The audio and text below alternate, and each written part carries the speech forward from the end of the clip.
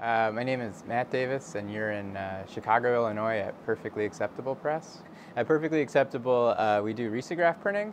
This is a risograph here, and we do printing for clients around North America, and we also do publishing. We publish art books and comic books. Risographs are cool. They were designed for pretty much office places, but unlike the traditional Xerox machine or photocopier, rather than using toner or like inkjet printing, it uses spot color printing, so it prints one color at a time. And they have a wide range of like really exciting colors like orchid and fluorescent pink and yellow and bright red.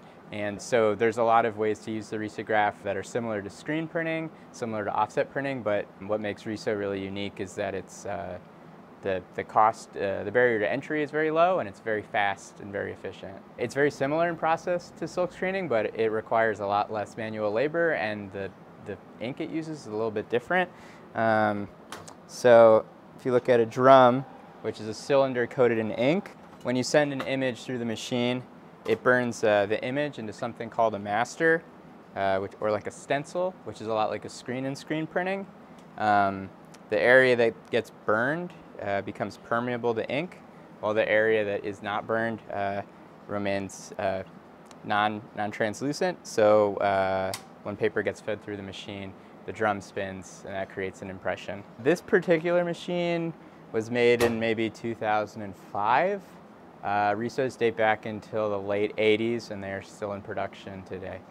We do occasionally have people come in and say, like, I actually want this to be so-and-so misaligned, which is something I sort of prefer not to have happen, because it's easier for them just to misalign it in the image and have me try to hit the targets than me try to remember to misalign it. For this project, you sent me two files, and you had one that was sort of like a purple layer and one that was a yellow layer.